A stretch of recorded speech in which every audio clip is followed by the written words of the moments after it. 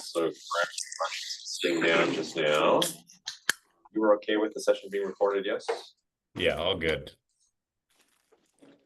There.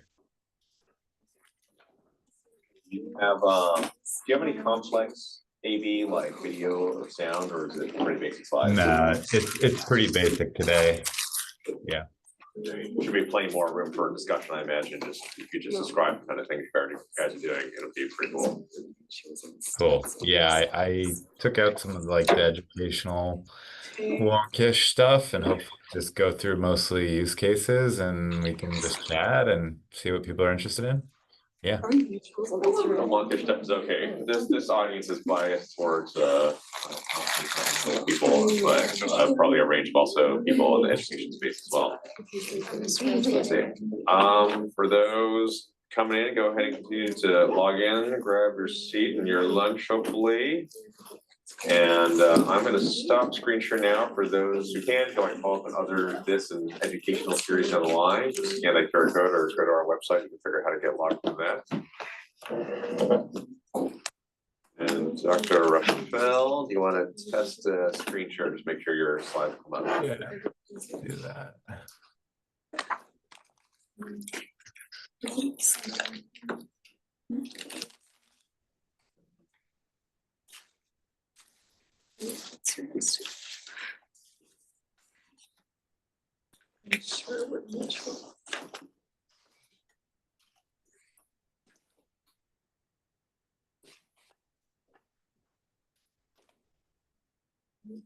Let me just go to the store.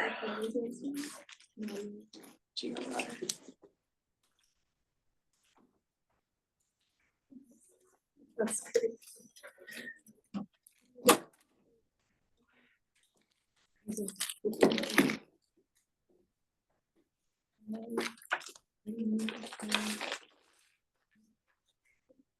All right, I think we're at a decent quorum. I still see people trickling in. There's a few more coming in, but I want to make some good use of this time so we can talk about a lot of cool stuff you guys are doing and very provocative as well as the implications. Thank you, everybody. I'm Dr. Jonathan Chen, and we're very privileged here to be with Dr. Jesse Rafel, coming all the way over from NYU. At least in a remote setting. Before we dive in, Dr. Rafel, tell us about yourself. Who are you? Where were you born? Where did you grow up? How'd you end up doing what you're doing? Sure. I'm Jesse Rafel. I'm a hospitalist. I grew up in Seattle. I'm West Coast guy. Seattle area, Bainbridge Island, Washington.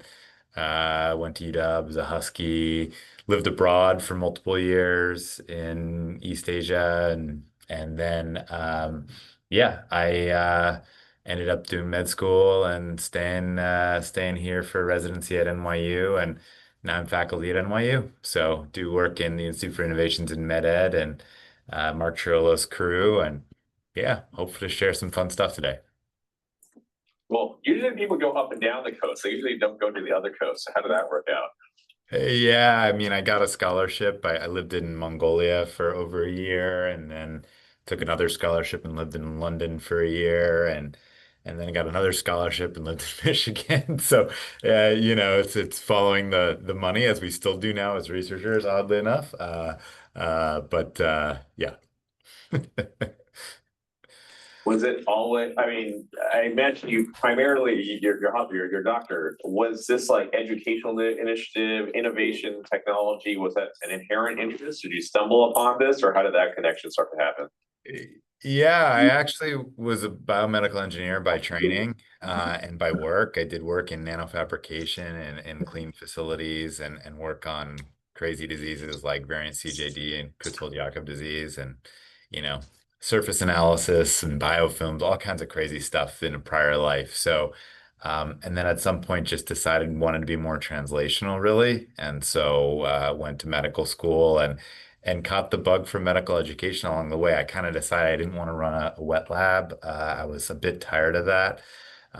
So yeah, like a lot of other computational folks was like found med ed, found that I could run a dry lab and have a lot of fun and be a little bit less beholden to the the powers that be. And so yeah, here I am doing med ed research all of a sudden. So it's been fun.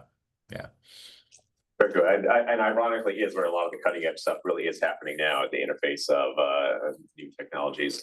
Just FYI, you can't see about half the room. There's another like 20-ish some people here. We Oh, got over cool. 50 people online as well. So let's dive in and take over that belt. What's going on anyway? Because I know you guys are doing a lot of cutting edge, even ideas, let alone execution in terms of how AI can be integrated into educational activities. Take it away.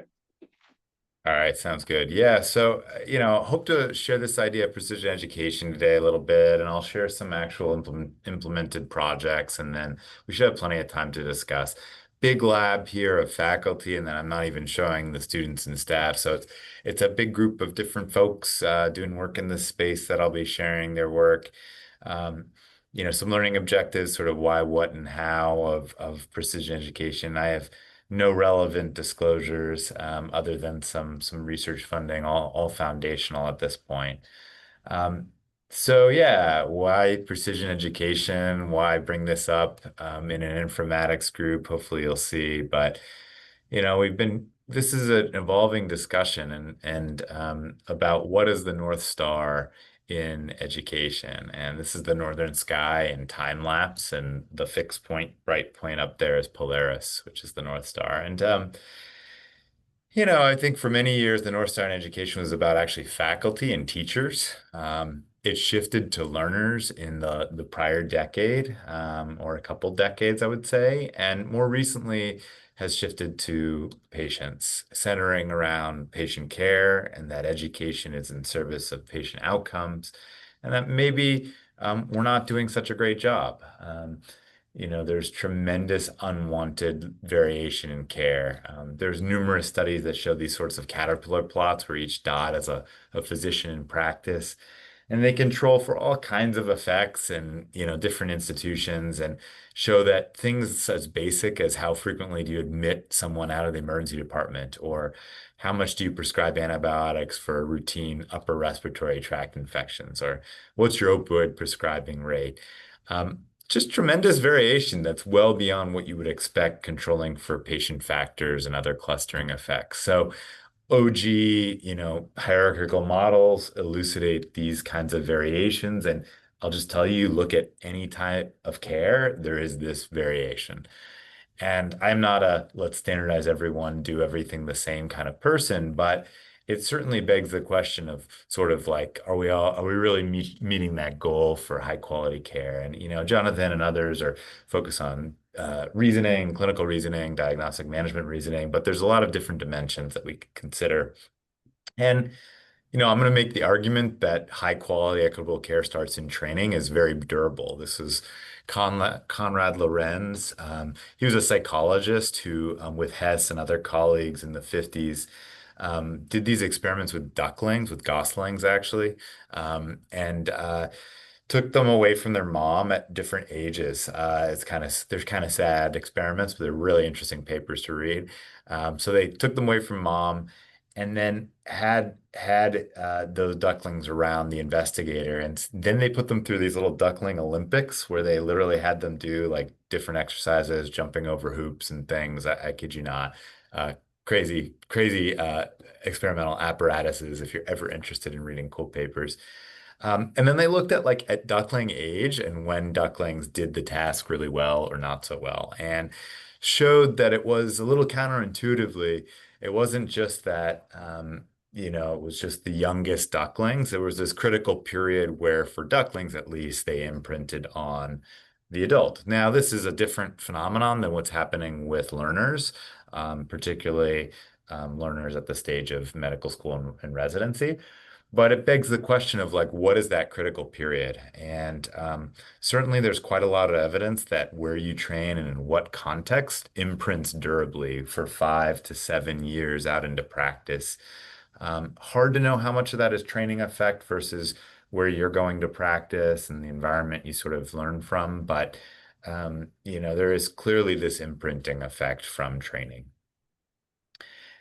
Concomitantly, we know that performance on any kind of task follows a learning curve if you can measure it. This is work from Martin Pusick and others that unpack sort of, if you're interested in education models, the Dreyfus and Dreyfus model of sort of moving from novice to expert and along different labeled continuum of expertise. And what Martin had pediatric residents do is look at X-rays and click if they thought it was a fracture here, looking at that point over here, and also indicate whether they thought it was normal to abnormal. And if you plot performance, there's a right answer on this task. Martin's moved into other work with others where there isn't always a right answer, where it's on a spectrum of probability. But on these right answer tasks, there's accuracy, and you can look at learning curves. And so generally, on average, is the group average in black, folks follow a learning curve. Deliberate practice in a task, you get better at it, and you get some sort of asymptotic increase in performance. And then that learning task is no longer helpful. They're no longer being pushed in new and different ways. Maybe they're not getting the right feedback. Maybe it needs to be a different task. Um, but notably, every individual is a little different. And that's what makes this a really challenging in education, right? Is we have this idealized idea of sort of more cases, better performance. I will say it's not a million growth phenotypes. It's like five. So this idea of there's probably phenotypic ways people grow and improve with deliberate practice is a core other learning from this work. So precision education is really this approach that's acknowledging those realities and is trying to use data analytics to get that precision to address individual needs, to say, what kind of learner are you along that growth trajectory? What do we need to do to get you at where you need to be? And how does that drive better outcomes? And so ideally, sort of defining that growth curve, accelerating the curve, smoothing the pathway. Done in a more cyclical lens or a PDSA lens, growing on that literature. It's taking multimodal data, applying analytics, often AI now, to generate meaningful insights, then co-producing interventions with learners to then drive better outcomes. And then through feedback, assessment, and adjustment, repeating the cycle, which is actually the hardest part of the whole cycle, is to readjust. So we do this at NYU and other places with a lot of data, and we have this concept of a data hub, where we bring together not just data scientists and data, but also domain experts, trainees, program leaders, all in one place to think about data like evaluation assessment, the exams our learners do, increasingly experiential data. Most of medical school and residency is a cognitive apprenticeship now. So you are not learning by being taught in a classroom, you're learning by doing and seeing and modeling and sort of doing that imprinting in complex teams where the collective competence is really what matters. And so we don't do a very good job of capturing those exposures. We have some case logging, but like case in what circumstances, in what context, and what was your workload at that time, et cetera, et cetera. So trying to build more of this sort of richness around the educational context. And then we have a lot of asynchronous, like, or very discontinuities in training, like medical school residency, fellowship, practice, one job, two job, it's all a mess. And so how could we harmonize data across that continuum? An area that Jonathan's worked on in his lab and others have is, clinical data, EHR data. How can we leverage that for good? Is there metadata there? Is there actual data there? And then ultimately, what we care about is the unsupervised practice data. So out in practice, have we produced the workforce we want to meet the needs of our population that they're going to serve? And then using that to feed back to our educational programs. Do a very piss poor job of that, if I'm honest, of, what have we actually created and how does that inform the programs we create? We usually just create curricula and design programs because we think it's cool and it seems like a good idea, but what's actually happening in practice? So lots of projects here at IME in this space and, in different bins here and different PubMed IDs here for folks to look at later, if they're interested in papers in each of these spaces. I'm going to share a few, and then we'll have plenty of time to discuss. So again, focused on this sort of inputs, insights, interventions, outcomes model. The first is in clinical reasoning space with Verity Shea and Dan Sartori. So we had long been frustrated that here are two representative notes of trainees. The red one is an example of documentation that's not great, where they're sort of saying, okay, this person comes with this pain, they had alcoholic gastritis, and they're done. And they basically include a little bit of other evidence saying we don't think it's a heart attack, but that was kind of the note. Um, the documentation in green is a better note, where they're sort of a different situation, but considering a broad differential, giving pertinent positives and negatives, holding up their top differential. And, many societies and groups say you should give feedback in this area, but folks don't get feedback because it's hard to slow down when I'm working and give feedback to learners. And so we wanted to take rated notes, and we developed our own rating scale that I know Jonathan and Adam have used in some of their work. So the revised idea scale, and that was a lot of work to actually develop the human gold standard, and then used AI for classification of low versus high quality initially. And so once we did that, we were able to analyze about 37,000 notes in a retrospective sample of over 400 residents. This is aggregated at the level of each resident. What is their percent of high quality notes? And you see colorized two different programs we have. So immediately, I hope you appreciate there's differences by the programs, even within the same health system. And then there's major differences across residents. Some residents, most of their notes are rated high quality. Some of them, very few of them are rated high quality. We legitimately had no idea about this variation because we had never measured it before. And so it's like if you go to look for it, you will find it phenomenon. Lots of questions this raises around like, is this unwarranted variation? What should we set as a threshold? But what's really interesting is as you start to measure these things and get to the precision of individuals, if you're using EHR data, you can start to think about context. So we said, well, what about night versus day, hour within the shift? What about the admission index? So if it's your first, these were all admission notes, by the way. If it's your first admission versus your fifth admission of the night, like how do you do?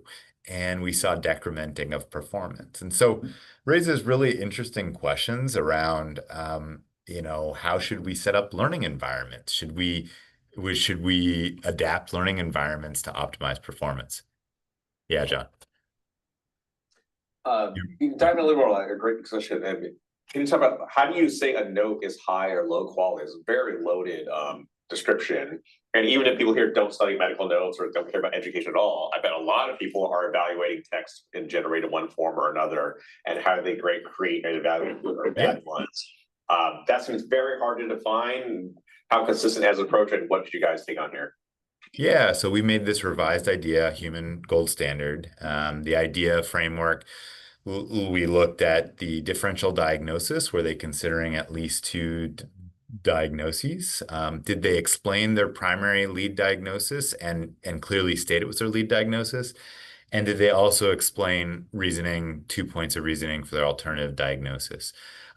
It was through a consensus process. There was an expert process, and then we took a bunch of human notes, had multiple raters rate them, and establish inter-rater reliability, which was high. So that was the process for grading. Again, this is documentation quality, not whether the reasoning was correct. We'll get to that in a second. So very important distinction. Did they document reasoning? They could have been reasoning very well. They just said alcoholic gastritis. So, but it's still an area where folks wanted feedback. I will say they did immediately want more granularity. They didn't just want it to be dichotomous.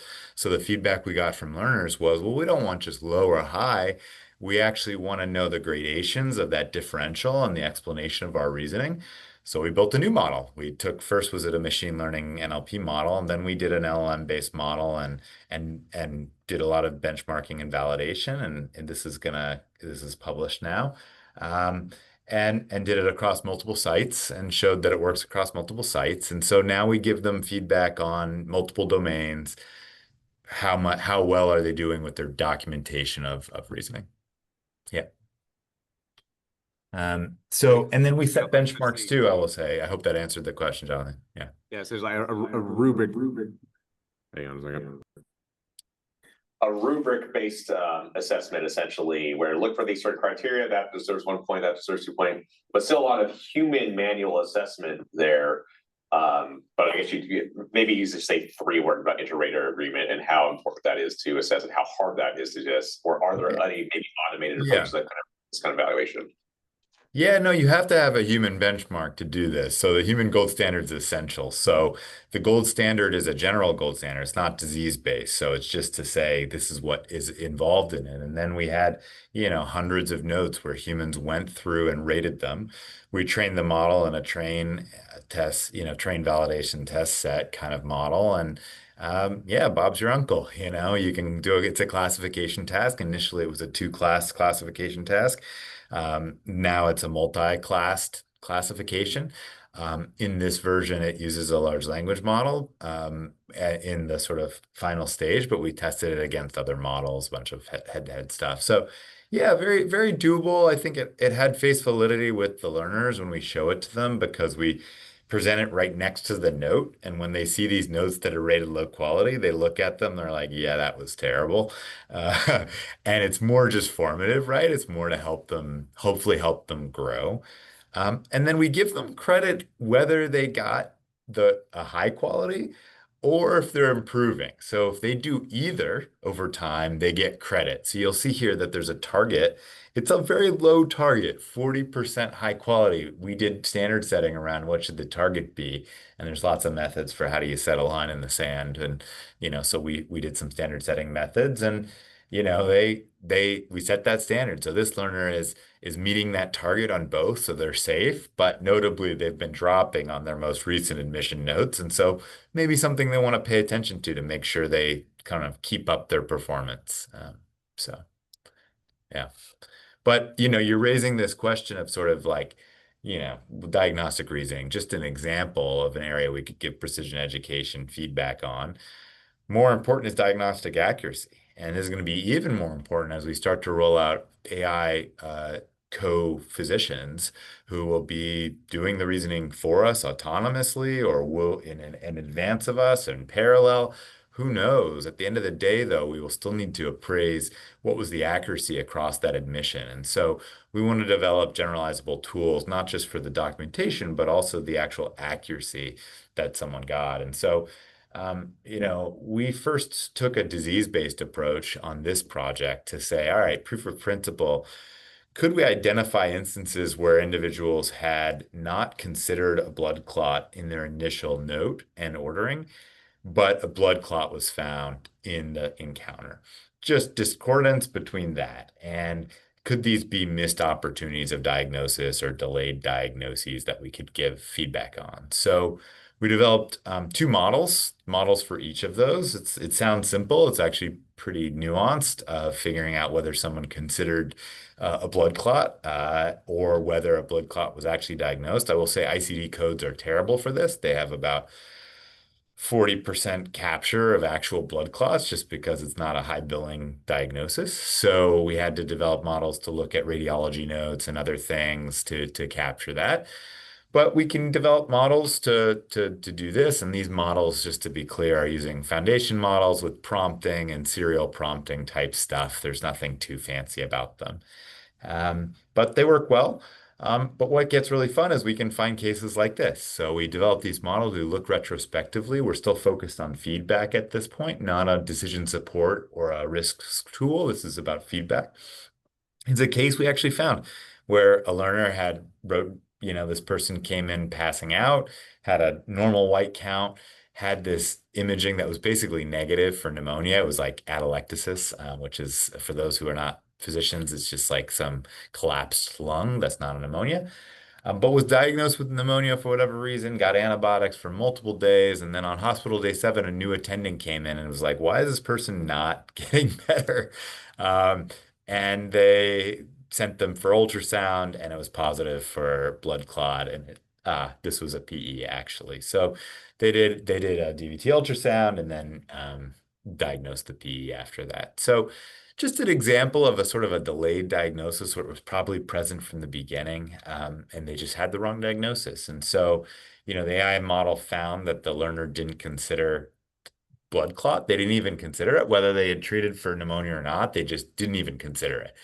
And then in the final diagnosis, it was a blood clot. So really a big missed opportunity there where they could have learned from. And there was like a 7-day delay between these two. So yeah, question. Yeah. Cool discussion. Just interesting that admission case. It says negative lung imaging for pneumonia, and they diagnosed with pneumonia. Like there's clearly like some defect is happening. I don't know if Yeah. you want them now. You've got a line of like 4 or 5 questions online. Do you want to take some of them now, or do you want to table them for a subsequent phase? Yeah, I mean, it's good. I'm good to go a little as we go and see where we get.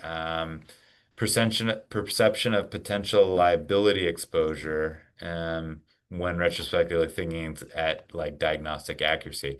Yeah, I mean, there's concerns. In fact, there's concerns around should we give feedback on people making errors? That we were very surprised that programs were quite concerned about this data because they felt it was it could be too raw or too hit people hard. And we were shocked at that because we're like, this is literally what we need to be improving in healthcare. Um, and so, yes, there are a lot of concerns. There are concerns about rolling this out widespread in production. So I won't get into the weeds on that, but I'll say, yeah, there are lots of med mal concerns. Um, yeah.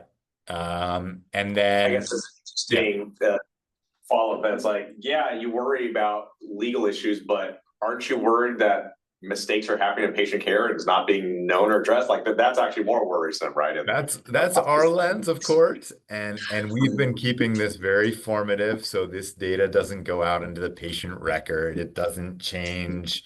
It's not a FDA-approved AI clinical decision support tool. It is an AI tool to give feedback to learners who are going to see hundreds more blood clots in their future.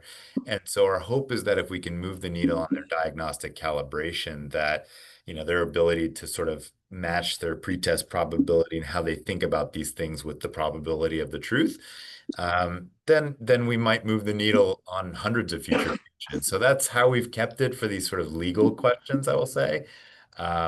It's worked okay. Um, and then, I think I see some other questions about in the Q&A section.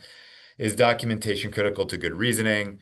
That's a really interesting question. The era of scribes, it hasn't been well unpacked. A lot of learners will say that they use their notes to help their thinking. So it does appear that there is a role there. Whether it's essential or folks can use alternative methods to unpack their reasoning will be seen when we start to roll out scribes more widely that replace that process. So we think it is. We do know that there are studies showing that higher quality documentation is associated with higher quality reasoning, but it's not necessarily causal, right? The people who do higher quality clinical reasoning documentation also may be better at reasoning. So it's not necessarily that it was the documentation. Long answer to say we're moving a little bit away from documentation because we see that being taken away by scribes and actually trying to unpack like what did you do, like what did you order, what did what happened, like you could consider myocardial infarction, for example, but did you actually load them with aspirin, et cetera. So that gets at your questions about scribes and atrophy. We're very worried about that, I think, and we're thinking about what sorts of guardrails and graded access to tools, especially as scribes move beyond purely scribing to actual real-time decision support, which is what many of these tools will do in the next year, I'm sure. Um, what about the edge cases? I'd need more information there. I'm not sure for that question, so if you can follow up. In the learning environment, this also reflected attending's delayed diagnosis. Yeah, well, I mean, there was an attending on this service. So, yeah, I mean, anchoring bias is a thing. I'll tell you on this case, it was one of these more equivocal reads by the radiologist. So it was like one of these, like, there's a suggestion of a fluffy thing here. And like, so it just everyone anchored. There's no fault here, but it's human to do this. So And what's really interesting is, Verity and her team went through every single case that was identified and looked at the cognitive processes and processes that led to the error or the delay.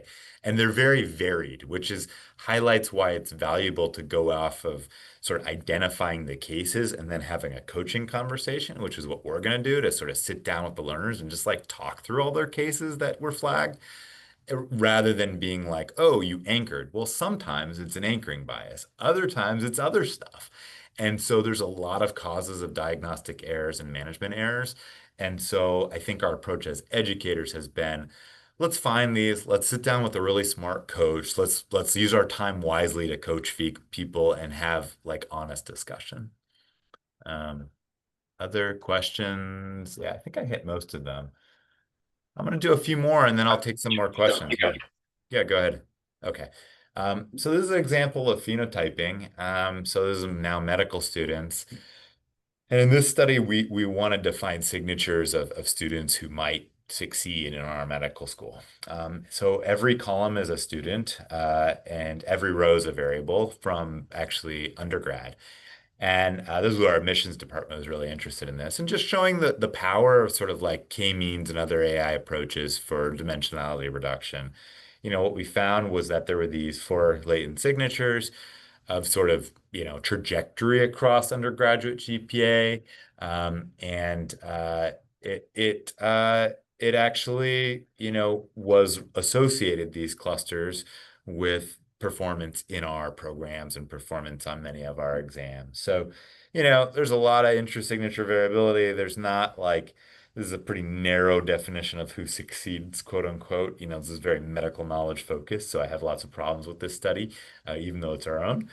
But I think it was a nice example of, an approach where you could take what seems like just a pile of really hard to manage data and messy data and maybe make some sense out of it, that for an admissions committee, they could look at things like folks who had, you know, done really well in undergrad or folks who had grown across their undergrad trajectory. That was one of the key innovations.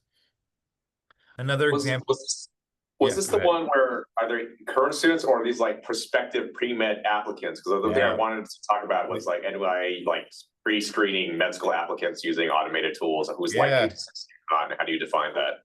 Yeah, I've got a slide on the screening stage. This was all matriculants, actually. So this is 1,000 matriculating medical students who all came to NYU, where we looked retrospectively, or the team who did this did. And just to say, like, we see variation in what's happening in medical school as far as how folks are doing. Let's look back. It's sort of case control. Let's look back and say, like, what was going on before? Like, are we to inform the admission process? Like, are we focusing on the wrong things? And if you just did correlational analyses, it wasn't quite clear. And so this dimensionality, this reduction really helped figure that out. So that's all that was. This is an example that's more in residency on actual behavior. So the prior was just medical knowledge scores and exams.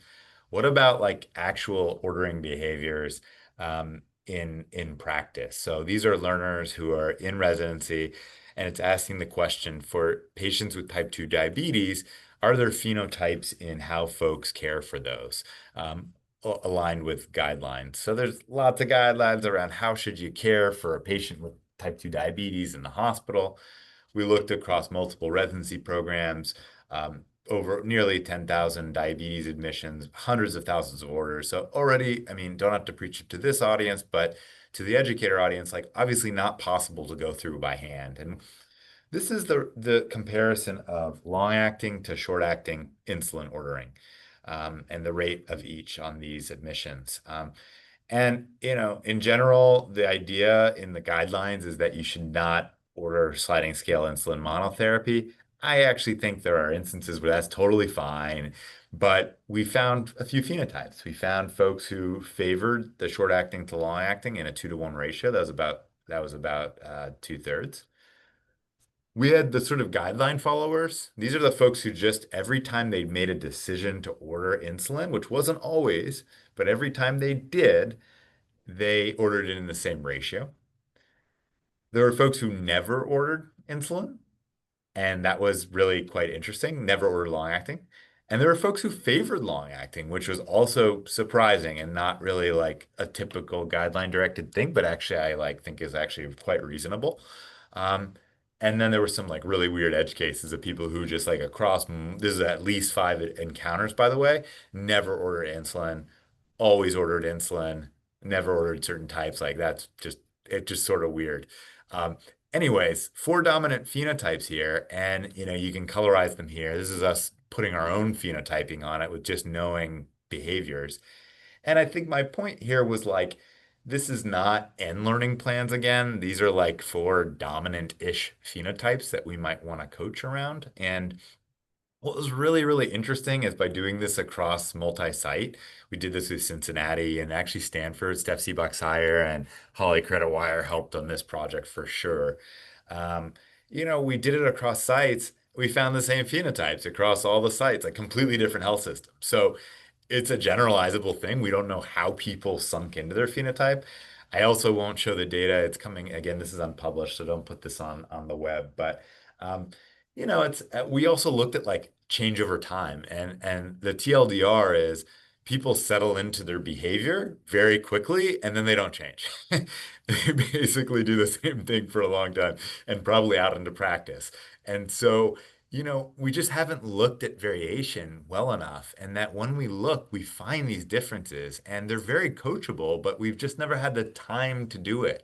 And so I'm interested in doing work on ordering behaviors. So if folks are interested in working on ordering behaviors, I'd love to find collaborators and people in this space because we're kind of basically taking the learnings from this study and saying, how could we do this in K dimensionality, at much larger scale, thinking about ordering behaviors and phenotyping and meaningful feedback to folks, not from decision support, really from a feedback lens. So um, see another chat.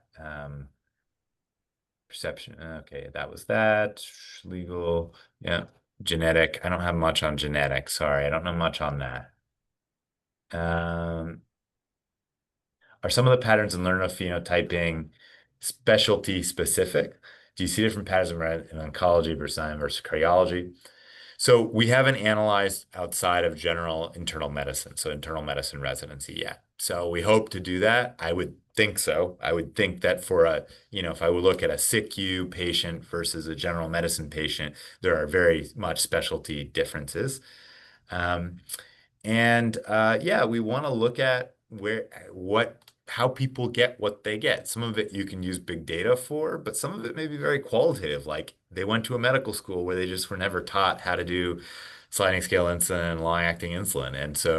And we never taught them. We just throwed them into residency day one, July 1st, right? They were just thrown in and whoever they happen to be with. And so my actually underlying hypothesis is that very early exposure in residency is tremendously impactful on imprinting behaviors, that people will learn a behavior, particularly if there's not a lot of oversight on that behavior from their early exposures, and that persists a long time. But that, yeah, medical school and other training probably impacts that. So we're trying to sort of tease that out. What is the team effects, the supervision effects? What are the pre-effects? What are your own learning? You're reading open evidence, you're doing whatever, how does that all come together? Hopefully that answered that. Do a couple more use cases and keep hitting some questions along the way. So showed an example of documentation, of actual clinical accuracy, of some sort of like medical knowledge phenotypes, ordering phenotypes. Another area is communication skills. So we think communication skills in the area of AI are going to be doubly important, actually. We think that, AI is going to be doing a lot of heavy lifting and doctors and other providers are going to be communicating findings and still need to do that well. And so we're working on transcribed dialogue between learners and patients, and in this case, standardized patients, but also some real patients, and trying to come up with things like that. There's a prototype where we sort of show talk time and jargon and open-ended questioning, as well as dimensions like patient education and counseling dimensions. So we're trying to go across multiple encounters and sort of say, you know what, you're someone who uses a lot of jargon. You're someone who dominates the conversation. Like maybe don't do that. Or, you know what, it's think about your next encounter doing this. And, if we can measure this, identify the variation, phenotype the learners, and then provide feedback, we can do some pretty interesting trials, especially when we start to think about AI interventions. So, if a bridge is running and we know, across our whole enterprise, where folks fall with jargon, maybe different people need different interventions around what we're going to coach them on. And some it's jargon, some it's questioning, some it's other things. And, this is some of the sort of deeper stuff that the LLM can do is can take the audio and actually abstract. This is where we think the jargon was. It's kind of effectively doing a classification task, but it's kind of classification light. And, pulling out hypoxia or IV antibiotics or ED, and it's pretty interesting as we advance this work. This is work with Yulia and Sheva and from Macy Foundation funding, and this is our Macy project, Jonathan. But you know, um, there's actually really bad studies out there on like what is jargon, what is open-ended questioning, what is like when you start to get into like, oh, I want to classify this thing, it's like, oh, I'll use this standardized thing. And so it gets back to that human gold standard we started with. Lots of challenges. People disagree. Jargon is very patient dependent, right? On like they've been in and out of the healthcare system for years. Did they have a childhood illness? Like they're going to know all kinds of jargon. And so what is jargon is somewhat recipient dependent, and learner and context dependent. So gets a little tricky there, but nonetheless, we think we found some approaches that are useful, for helping with communication skills. Another area we're working on, but I wanted to actually show someone else's study because I thought it was better than what we've done, is video. So surgery, I think, is probably the furthest ahead here. I'm not a surgeon, but using operative videos to help learn about performance and give feedback.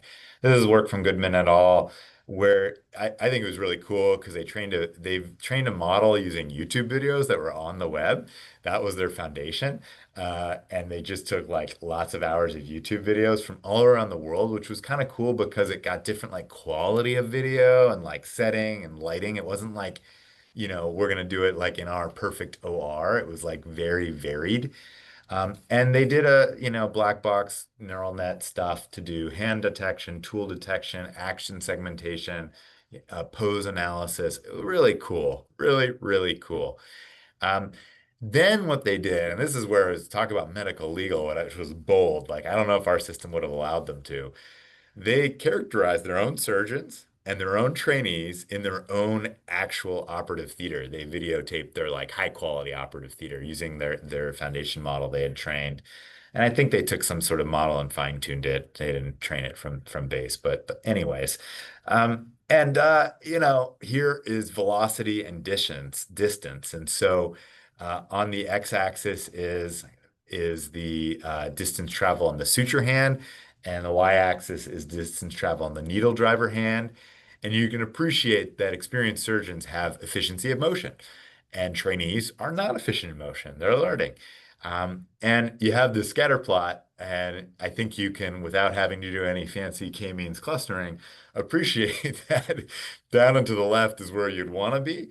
And there are some yellow triangles there of quote unquote experienced surgeons who I don't know if I'd want to be cared for, right? Like already I'd be like, even without knowing how that relates to outcomes, I'm like concerned, right? But it's quite interesting that there's a spectrum of performance among trainees. And you can imagine that if you applied this temporally, you would be hoping that trainees would be moving towards where we would expect a practicing surgeon to be. So surgery and folks like Carla Pugh, who you have, who do a lot of work on haptics and forces, but others as well, working on vision and distance, have a wonderful world to do informatics work because it's so contained. Like this is an open app, this is a minimally invasive appendectomy or something like that. Like that's what the procedure is. Okay, it has these procedural steps, like so they can atomize performance down to truly the atoms. Like in internal medicine, which is, Jonathan's an internist as well, it's really messy. Like a heart failure admission is like can be a million different things and it's different and it's messy and ugly. And so what is, distance traveled of the needle driver hand in a heart failure admission? Like, so a lot of my educational thinking has been, well, what in the data would support that? What is that the dimensions of a heart failure admission, for example, that we think are orthogonal to other things or somewhat distinct, capture unique information. How could we capture that? How could we more get the more elemental or atomic elements of performance? So I think this is really going to be the next era in assessment, is these more atomic technology-based assessments of performance, because then you can put them together and triangulate overall skills. So we don't know that distance traveled is necessarily associated with skill or outcomes, but some of Carla's work shows that, where she shows that, if we look at force measurements in a simulated training setting where we can measure force, that they correlate with the operative result, if you will, from that high fidelity simulator, and that we could probably extrapolate that to the clinical environment.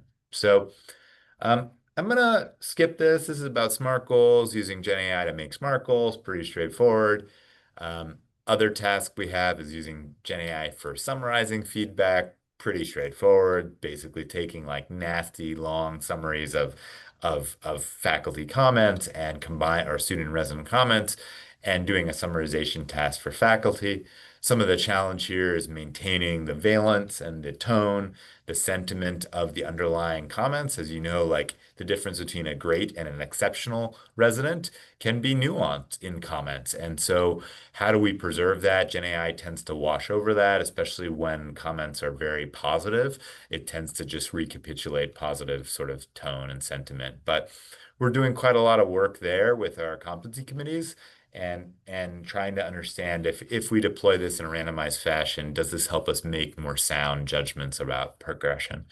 Um, Holistic review, though, Jonathan asked about. So this was work where we wanted to use AI for actual precision, sort of like selection. Our medical school is actually 100% AI screening now. So they did a randomized trial of an AI model to screen applicants, and Mark Triola was one of the authors of that report, and basically showed that having humans in the loop just didn't help. It was just a waste of money. And that at least as we review applicants at NYU Langone, it didn't differ because we review so much on quantitative measures like scores and other things that AI can understand and categorize. And there was a lot of effort to look at representation and bias, and showed it was the same amount of bias. It wasn't less biased. It was trained on the faculty. It perpetuated the same bias. It was the same amount of bias though. And so now it's 100% AI. And what that's done though is it's freed up more faculty time to then do the actual in the loop review of the sort of screen in, which is still a bigger pool than they can interview. So that's the use case on the medical school side. On the residency side, we trained a model to do same idea, interview invitation. We wanted to see if we could get rid of USMLE scores, and we deployed it a little differently than an initial screener.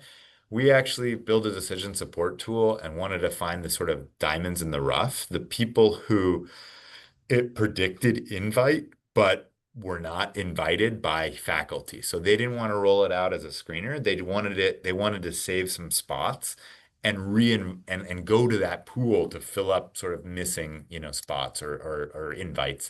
And they found a bunch of people that way that they're like, wow, how did we miss them? Well, that person didn't have their coffee that day. It was the 100th one on their review pool. They just didn't read it well. Or you know what? Like it was just truly a diamond in the rough. So really fun project. We also did some NLP to sort of say, could we do narrative comments and how would that add to it? All right, the last use case, and then I swear I'll be done.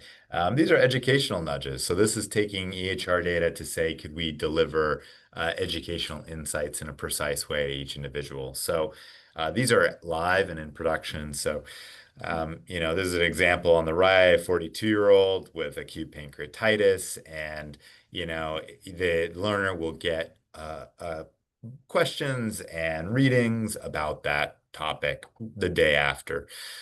What's pretty interesting is we send these nudges to the faculty too, so the learner faculty dyad, and I've been sort of studying how do you drive those kinds of use of evidence-based medicine, use of question banks, use of schemas and frameworks. And in the era of open evidence, it's like, how does that all fit in too? So that's the end. I think I'll stop there. I won't go through sort of the what's next. I'll just stop sharing. Lots of thanks. Stanford definitely a collaborator and friend and um, of this work. And so stop sharing, and then let me look at. I think there's some Q&A. Um, have you tried linking any of the learned phenotype data to patient data to see if certain phenotype correlate with better patient outcomes? Yes, we are linking those things. Exactly. That's my goal. Much of my work is trying to first identify meaningful variation in performance, often more process-based measures, and then understanding how those link to outcomes. I will say, we can look at things like length of stay or mortality. The amount of contribution that an individual provider has on those outcomes is under 0.5%. So I've done mixed effect models where we try to quantify that variance. And so people are always like outcomes, like how does it link to outcomes?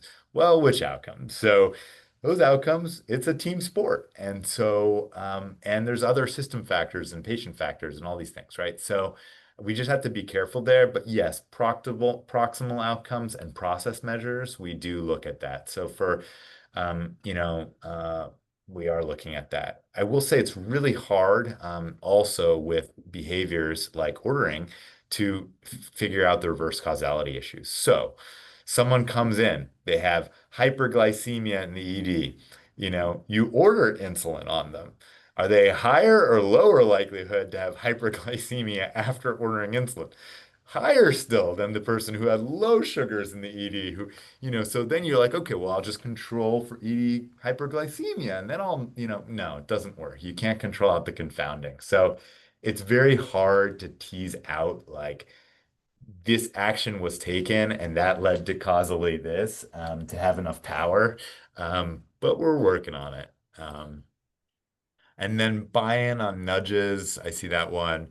Uh, well, at Epic IT, we have complete access. We are a pretty cool system. So we are an integrated health center with integrated education, clinical data warehouse, all under the same roof. We have complete access to all the patient records. Our educational records speak to our patient records, and we are the IT. Like we have an educational IT. So we spin up projects all the time. There's a project approval process, there's learner input, there's oversight, there are governance. I'm not saying there aren't issues, but we can absolutely spin things up pretty quickly without a lot of hassle. Um, Intuitive surgical and a simulator and doing practice in low stakes to achieve mastery, if you've also tried that or similar tools. So I am not a huge sim person. There are definitely people who've done tons of sim. I mean, you guys have the world expert in surgical sim and haptics. I mean, again, I'll say Carla's name over and over. So, Carla Pugh. So, but yes, there's a lot of sim. There's VR, AR. My focus has always been like, how can we integrate stuff into like the workplace? How could we use the EHR in new and different ways? How could we meet residents where they are out there, like practicing? So that's kind of my bent on things, but there's a lot out there. What extent can LLM or foundation models be used to not only predict performance, but identify gaps? Yeah, no, that's a huge part of that. I didn't show that because it's a little more dry, but we do a ton with finding patterns using AI. Some of it's just good old-fashioned dashboarding and looking at like performance, but some of it is finding these sorts of areas of gaps. I will say again, it's a little hard because sometimes we just don't know the underlying importance of certain gaps. Let me give an example. So we have done work looking at, for example, exposure to different diagnoses across our hospital. And shocker, we found variation. You're seeing a theme, huge variation. We found learners seeing a huge amount of cardiology or a huge amount of ID. Maybe they did an elective. Maybe it was just chance, their sequencing of their electives, whatever. We don't know. But we didn't really find an association between exposure and performance on their in-training exams. Like we thought we would, but we didn't. We didn't know, first of all, there was no evidence. We then went to look to try to build the evidence. Then we didn't find the relationship. A nice example of where oh yeah, that is an intuitive thing. Someone who hasn't seen a lot of onc, I better get them on the onc service, right? That's the deliberative practice example I gave. But it wasn't playing out in the study, and it wasn't playing out in the medical knowledge exam. So lots of caveats in medical knowledge exams, but it's just to say, yes, we can identify gaps based on performance, based on exposures, but it's been hard because we don't know how to contextualize those gaps because the literature just doesn't exist. No one else has done it. So working on that. Um, on the communication side, work specifically to boost empathy in notes for trainees that may be poor at empathy. So we have a Center for Empathy in Medicine. I think we're one of the only in the country or the world to have an empathy center. And that's what that project is based in. So it's all about literally that. We want to do empathic communication. I will say studies using like Google's Amy and other tools show that they are more empathic than us. Uh, and so, I personally believe that there will be very empathic avatars not very far away that, patients may vote with their feet just because doctors suck so often. Like the bell curve of doctors is really sad. And that's why AI is so good so often, is because the doctor benchmark is so bad, not because the AI is so good. And so that's not true of our doctors. Our doctors are all amazing, and Stanford doctors, I'm sure, are great. But I still have people who go and they ask me, well, do you know a good NYU doctor in such and such? And like the fact that patients have to ask that shows us that we have failed as a society to create a workforce that is uniformly awesome, right? Like the fact that you want to know, like, would I trust that person to care for my loved one, that we can't trust every doctor to care for our loved one or to communicate empathically? That's the burning platform I have that we got to fix in education. Like we are failing. So yes, we are trying to teach empathy. It's a hard thing to teach, just like professionalism. It is teachable. We know it's teachable, but it's harder to teach than, say, medical knowledge. So people have focused a ton on medical knowledge, even things like diagnostic management reasoning, easier than empathy and professionalism to teach, but all good and worthwhile tasks. Um, yeah. We just got a 3 minutes left, Jonathan. I'm gonna turn it over to you and maybe we close this up. Yeah. Sure, sure. Obviously, you stirred up a great hornet's nest of discussion, so I encourage people to reach out to Dr. Rafel directly. And I want to squeeze in one my question. Actually, the whole thing with using AI to automatically screen applicants, that seems like that's going to make people mad. Like, wasn't there regulatory, legal people? You're just going to use an AI to judge me. I've been working all to death, and you just have some computer just judge whether I'm a good enough human. I have Yeah. to imagine a lot of people thought that just instinctively felt wrong. And that's why I thought with NYU is very bold to do that. I think others are want to, but are afraid to do that. What do you think?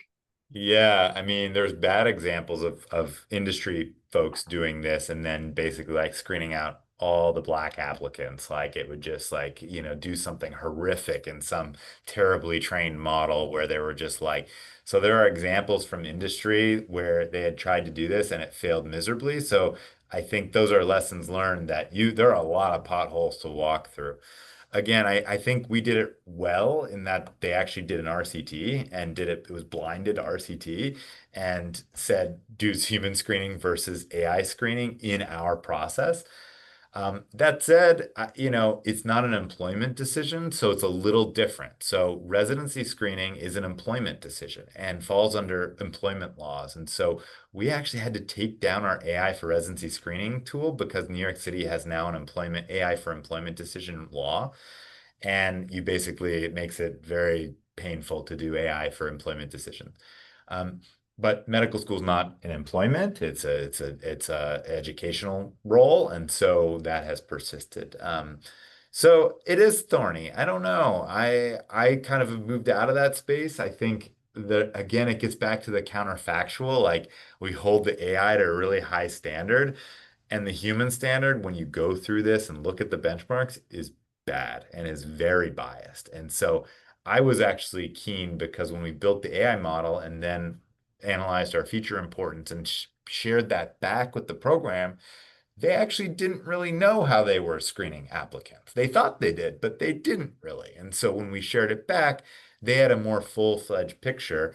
And actually, there were dimensions like underrepresented in medicine and gender dimensions that were really useful for them to see like how had they been biased, in what way, and it wasn't in the ways you might expect actually. And so useful for unpacking bias and then thinking about retooling a process and then making a better model, I would say. Yeah. This is fantastic. We are at the hour, so we are going to break. We'll come back next week. A very different time. We're going to have people talk about the epic comet model here with this giant foundation model trained on like hundreds of billions of records. But this has been a great discussion. We should definitely follow up because clearly the story is not over. Our whole nature of training, education, knowledge, and representation doesn't make sense anymore. And so I'm glad that people like you trying to figure it out in a deliberate way. Stay in touch. Yep.